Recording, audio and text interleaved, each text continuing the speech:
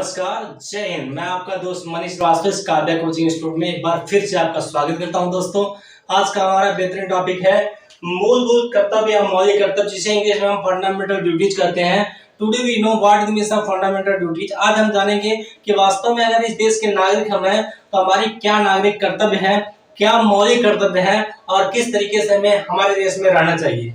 अगर हम कर्तव्यों को नहीं जानते रहेंगे तो हम रहेंगे भाई कैसे। तो आइए देखते हैं हमारे देश में रहने पर हमारे मौलिक कर्तव्य क्या है, हमारे मौलिक अधिकार क्या है, और अधिकारों को और कर्तव्यों को जानना अति आवश्यक है। और जानने के लिए मैं आपको बताना चाहूंगा कि संविधान में इस मौलिक कर्तव्य का कोई उल्लेख नहीं है, पर 26 जनवरी सन 1950 में जब हमारा संविधान बन के लागू हुआ तो यहाँ इसका कोई उल्लेख ही नहीं था। 1976 में जब इंदिरा गांधी की सरकार थी तो सरदार स्वर्ण सिंह की सिफारिश पर इस मौलिक कर्तव्य को संविधान के भाग 4 क और अनुच्छेद 51 क में जोड़ा गया। और जानते हैं हमारे उस वक्त मौलिक कर्तव्य कितने थे? 10 थे।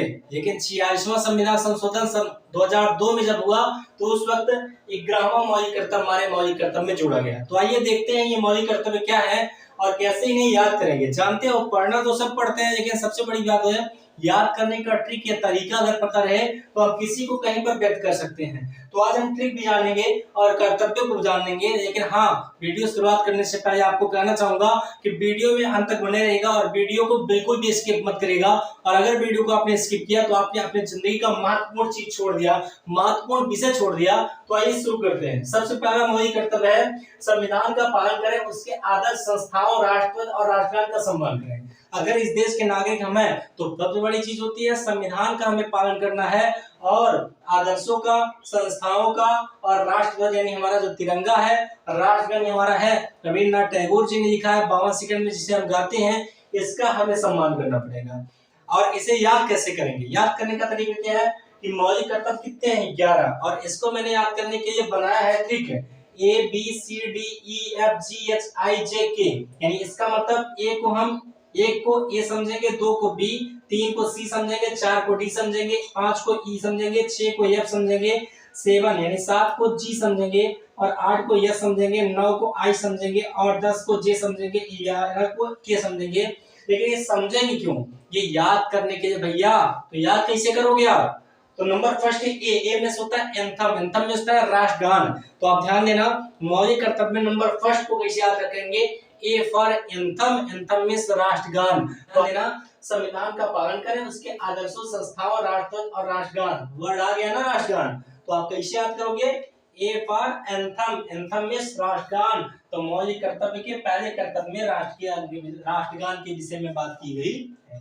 तो आइए सेकंड नंबर देखते हैं। हमारी स्वतंत्रता के लिए जिन राष्ट्रीय आंदोलनों ने प्रेरित रखा, उनके आदर्शों को हृदय में संजोए रखें और उनका पालन करें। वास्तव में जिसके आंदोलनों की वजह से हम स्वतंत्र हुए हैं, हमारा भी कर्तव्य बनता है ना कि उनके आंदोलनों की वजह से अगर हम स्वतंत्र हुए हैं तो उनको अपने हृदय में संजोए रखें। और किसके आंदोलनों से स्वतंत्र हुए हैं? बहुत सारे लोगों के। लेकिन महत्वपूर्ण कौन है? गांधी जी। गांधी जी फॉर बापू जी, बापू जी फॉर राष्ट्रपिता, जिसे हम राष्ट्रपिता कहते हैं। तो इसको कैसे याद रखोगे आप? ये दूसरे नंबर पे है। दूसरे नंबर पे क्या है? बी है। बी फॉर होता है बापूजी, बापूजी फॉर राष्ट्रपिता। और बापूजी ने क्या किया था भैया? बापूजी ने आंदोलन किया था। तो आप इसको ऐसे याद रख सकते हो कि हमारी स्वतंत्रता के लिए जिन राष्ट्रीय आंदोलनों ने, आंदोलन वर्ड आ गया ना, और किसने किया? बापू ने किया। तो ऐसे याद रखना, आंदोलन फॉर बापूजी। दूसरा कर्तव्य बापूजी के ऊपर डिपेंड है। तो हमारी स्वतंत्रता के लिए जिन राष्ट्रीय आंदोलनों ने प्रेरित रखा, उनके आदर्शों को हृदय में संजोए रखें और उनका पालन करें। ये हमारा दूसरा मौलिक कर्तव्य या फंडामेंटल ड्यूटीज है। आइए देखते हैं थर्ड नंबर। थर्ड नंबर में भारत के सभी नागरिक देश की एकता, प्रभुता और अखंडता की रक्षा करें। 3 वर्ड आया भैया, एकता, प्रभुता, अखंडता। एकता में होता है एक साथ मिलकर रहना, अखंडता में होता है खंडन ना होना है, टुकड़ों में विभाजित ना होना, प्रभुता में होता है किसी के ऊपर डिपेंड ना रहना, किसी भी कार्य के फैसले को लेने के लिए जो स्वतंत्र होता है उसे प्रभुत्व कहते हैं या प्रभुता कहते हैं। तो अगर आप एकता में है, प्रभुता में है या अखंडता में है, तभी हमारे देश की रक्षा हो पाएगी या हमारा देश आगे बढ़ पाएगा। तो ये किसने नंबर पे है? तीसरे नंबर पे। और तीसरे नंबर पे क्या है? सी है। और सी से आप क्या याद रखोगे? सी से याद करने का ट्रिक क्या है कि सी नंबर का मौलिक कर्तव्य हम कैसे याद रखेंगे? तो सी नंबर का मौलिक कर्तव्य कंप्लीट यूनिटी। कंप्लीट यूनिटी में क्या होता है भैया? संपूर्ण सामूहिक एकता। यानी कंप्लीट यूनिटी में होता है सामूहिक एकता की वजह से। 4 नंबर। चौथा नंबर है देश की रक्षा करें और बुलाए जाने पर राष्ट्र की सेवा करें। राष्ट्र में क्या होता है? देश। कह सकते हैं कि अगर हमारे देश को हमारी जरूरत है तो हमारा परम कर्तव्य है हम आगे बढ़े और अपने देश की रक्षा करें। अभी आपको पता होगा रूस और यूक्रेन का युद्ध हो रहा है, उस वक्त जानते हैं यूक्रेन में जितने भी नागरिक हम अपने देश की रक्षा करने की आगे बढ़े और सेना की तरह अपने देश की रक्षा करने का प्रयास किए। और वैसे अगर हमें कभी मौका मिलता है, हमें फॉर आपको और हमें, तो हमें आगे बढ़ना चाहिए, अपने देश की रक्षा करना चाहिए। तो इस मौलिक कर्तव्य को कैसे याद रखेंगे? चौथा नंबर किस पे है? डी पे है। डी फॉर होता है डिफेंस। डिफेंस होता है रक्षा करना। अगर आपको डिफेंस यानी रक्षा करना है तो आप इसको याद रखेंगे कि देश की रक्षा की बात की गई है और बुलाए जाने पर राष्ट्र की सेवा की बात की गई है। किस कर्तव्य में? मौलिक कर्तव्य नंबर 4 में। भारत के सभी लोगों में समरसता और समान भ्रातृत्व की भावना होनी चाहिए, जो धर्म, भाषा और प्रदेश या वर्ग के आधार पर भेदभाव से दूर हो और साथ ही ऐसी प्रथाओं का त्याग करें जो स्त्रियों के सम्मान के विरुद्ध हो। आपको बताना चाहेंगे अगर भाईचारे की भावना नहीं है तो वह घर हो, चाहे वह गांव हो, चाहे वह जिला हो, चाहे वह राज्य हो, चाहे वह देश हो, कभी आगे नहीं बढ़ सकता। ठीक वैसे ही हमें पहले क्या करना पड़ेगा? समरसता करना पड़ेगा, समान भाईचारे के साथ आगे बढ़ना पड़ेगा। और जानते हैं सबसे बड़ी बात क्या है? धर्म, भाषा, प्रदेश, वर्ग के आधार पर किसी से भेदभाव मत करिए और उस स्थान का त्याग कर दीजिए जहां पर स्त्री यानी नारी जात की इज्जत नहीं होती है। जानते हैं सती प्रथा का अंत राजा राम मोहन राय ने किया। बाकी में बात सच है और सही बात थी। जहां पर स्त्रियों का सम्मान नहीं होता उस स्थान को त्याग देना चाहिए, उस स्थान को छोड़ देना चाहिए। ये हमारा मौलिक कर्तव्य नंबर 5 है। और इसको कैसे याद रखेंगे? 5वें नंबर पे क्या है? ई है। और इक्वलिटी। इक्वलिटी में समानता। और आरक्षण जानते होंगे, सुने होंगे आरक्षण। आरक्षण की हिंदी क्या होती है? आरक्षण की हिंदी होती है समानता। समानता में क्या होता है? जो अल्पसंख्यक है, जो छोटे कास्ट के लोग हैं, उनको समान यानी एक बराबर खींचना या बढ़ा करके आगे बढ़ाने का जो उद्देश्य पर्पज है उसे ही आरक्षण कहते हैं, जिसकी हिंदी समानता होती है भैया। तो आइए आगे 6वां नंबर है हमारी सामाजिक संस्कृति की गौरवशाली परंपरा का महत्व समझे। ये सामाजिक संस्कृति क्या चीज होती है? Fancy culture. देखिए आप 6वें नंबर पे फैंसी कल्चर।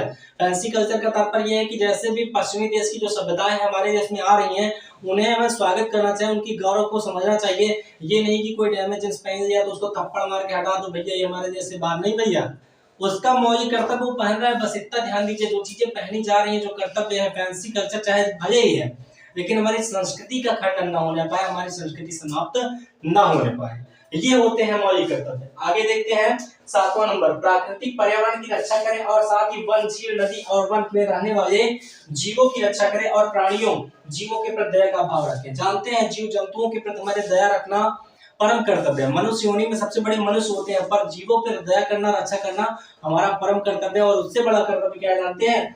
पर्यावरण यानी आपके पेड़ पौधे, जीव, नदियां, तालाब, ये सब क्या है? प्राकृतिक देन है और इनकी रक्षा करने का तात्पर्य क्या है जानते हैं? जैसे आपको बताना चाहेंगे जैन धर्म की समाप्ति हो गई, इसका कारण जानते हैं? जैन धर्म में कहा जाता है कि आप नीचे देखकर चलिए, चाहे भले ही आपका एक्सीडेंट हो जाए। इसका तात्पर्य क्या है जानते हैं? नीचे पैर के आपके चींटी आ जाए, कोई भी जीव जंतु आ जाए, वो मर जाए, इससे बढ़िया है आप नीचे देखकर चलिए। आपके मरने पर जितना दुख होगा उतना ही उन जीव जंतुओं के मरने पर दुख होगा, परंतु आप कहाँ समझते हैं इन चीजों को? एक चींटी के अंदर भी जान होता है, हमारे अंदर भी जान होता है।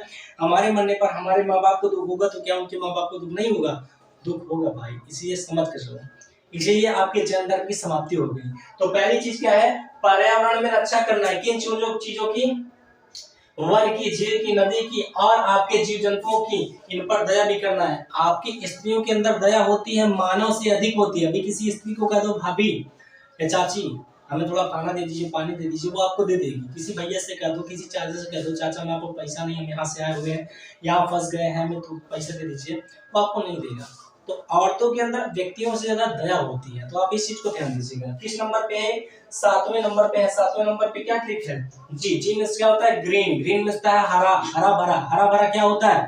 पर्यावरण होता है। तो आप जी फॉर ग्रीन याद रखिएगा। 7 नंबर पे है, ये पर्यावरण की रक्षा के विषय में बात की गई है। आगे देखते हैं 8वां नंबर वैज्ञानिक दृष्टिकोण या मानववाद या ज्ञानार्जन तथा सुधार की भावना का विकास करें। भैया अगर मानववाद में क्या होता है? मानव। ज्ञानार्जन में क्या होता है? ज्ञान। मानव है तभी तो उसके अंदर ज्ञान है, अगर मानव नहीं तो ज्ञान कौन लेगा? कोई नहीं ले पाएगा। तो मानव के अंदर ज्ञान होना तब आवश्यक है जब वो मानव रहेगा तब तो ना। तो मानव के अंदर ज्ञान होना और उसका सुधार होना या विकास की भावना के ऊपर डिपेंड करता है। तो किस नंबर पे, 8वें नंबर पे। कौन सा ट्री कही गया, 6 में इसका ह्यूमनिटी, ह्यूमनिटी में इसका है मानवता। अगर आपके अंदर मानवता है तो आप ज्ञान अर्जन पा सकते हैं।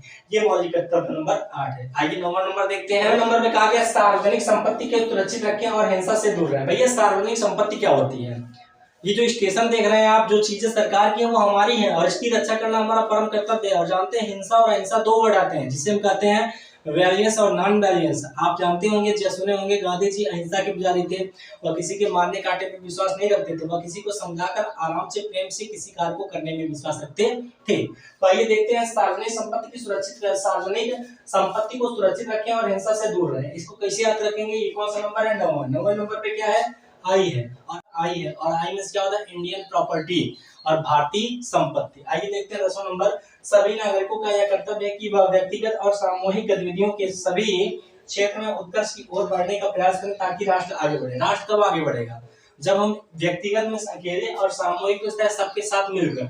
अगर किसी घर में एक व्यक्ति काम कर रहा है, 10 व्यक्ति बैठ के खा रहे हैं, तो कभी देश आगे नहीं बढ़ेगा, कभी राष्ट्र आगे नहीं जाएगा। परंतु अगर 10 लोग हैं, 10 लोग भी थोड़ा थोड़ा कमा रहे हैं, थोड़ा थोड़ा आगे बढ़ रहे हैं, तो वह राष्ट्र भी आगे बढ़ेगा, वो घर भी आगे बढ़ेगा। तो वह चीजें मौलिक कर्तव्य 10वें नंबर में यह बताई गई है कि चाहे जो नागरिक हो उसका कर्तव्य है कि वह व्यक्तिगत तरीके से सामूहिक रूप से गतिविधियों में कोई भी क्षेत्र हो, काम कोई छोटा बड़ा नहीं होता, चाहे आपको घंटी मारना चाहे बर्तन धोना हो, काम कोई छोटा बड़ा नहीं होता। अगर आप ऐसा सोचते हो काम छोटा बड़ा, ये छोटा है वो बड़ा है, तो आपका जीवन बेकार है, क्योंकि काम कोई छोटा बड़ा होता नहीं भैया। तो कहा गया है कि अगर उत्कर्ष की ओर बढ़ने का प्रयास करें ताकि हमारा राष्ट्र आगे बढ़े। तो इसको कैसे याद रखेंगे, 10 नंबर पे। 10 नंबर पे क्या है, जे है। जे में क्या होता है, ज्वाइंट एक्टिविटी। ज्वाइंट एक्टिविटी होता है सामूहिक एकता, और सामूहिक एकता के साथ आगे बढ़ेंगे तभी राष्ट्र आगे बढ़ पाएगा। 11वां नंबर है जिसे 46वां संविधान संशोधन 2002 में जोड़ा गया था। 6 वर्ष से 14 वर्ष के बच्चों की उम्र की आयु के बच्चों को शिक्षा का अवसर प्रदान हो, वो भी जानते हैं मुफ्त, उनसे पैसा ना लिया जाए। इसे कैसे याद रखेंगे, 11 नंबर पे क्या है, की है। की में से होता है किड, किड में होता है बच्चा, और चाइल्ड में भी बच्चा होता है, तो किड एजुकेशन से याद रखना, यानी बच्चों की शिक्षा के विषय में बात की गई मौलिक कर्तव्य नंबर 11 में। तो ये थे हमारे फंडामेंटल ड्यूटीज के 11 इंपॉर्टेंट ड्यूटीज। तो आशा करते हैं वीडियो समझ में आया होगा, और वीडियो आपकी अगर अच्छा हो, लाभदायक होगा तो थोड़ा लाइक करिएगा, शेयर करिएगा, सब्सक्राइब करिएगा, कमेंट करिएगा, और नहीं पसंद आएगा ना लाइक करिएगा, ना शेयर करिएगा और ना कमेंट करिएगा। थैंक यू सो मच, मिलते हैं अगली वीडियो में। जय हिंद, जय भारत।